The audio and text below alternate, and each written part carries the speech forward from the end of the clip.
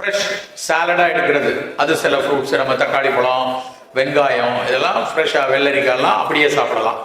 Steam குக்குடா கொஞ்சம் கடினமாக இருக்க, டைஜஷன் கடினமாக இருக்குது கொஞ்சம், அதாவது வெண்டைக்காய் மாதிரியான விஷயங்கள் அதெல்லாம் கொஞ்சம் ஸ்டீம் குக், ப்ரோக்கோலி மாதிரி விஷயங்கள் அதெல்லாம் லைட்டாக ரொம்ப டீப் கொதிக்க வைக்காமல் லேசாக ஸ்டீம் பாயில் பண்ணி அது மாதிரி எடுத்துக்கொள்ளலாம். நார் அதிகமாக இருக்கக்கூடிய அவரைக்காய் இல்லைன்னா முருங்கைக்கீரை அப்படி மாதிரி ரொம்ப நார், அகத்திக்கீரை அது மாதிரி இருக்கிறதெல்லாம் நல்ல வேக வச்சு அந்த நார் நல்ல, ஏன்னா அது எல்லாமே டைஜஷனுக்கு தான். நம்ம உள்ளுக்குள்ளே போய் அமிலம் போட்டு டைஜஸ்ட் பண்ணுறதுக்கு ரொம்ப டைம் எடுக்கும், இல்லைன்னா அதுக்கு சிரமம் இருக்கும். அப்படின்னா அதை நல்லா பாயில் பண்ணி சாப்பிடலாம். So salad, half boil, full boil 3 ஃபார்ம்லையுமே எடுக்கலாம்.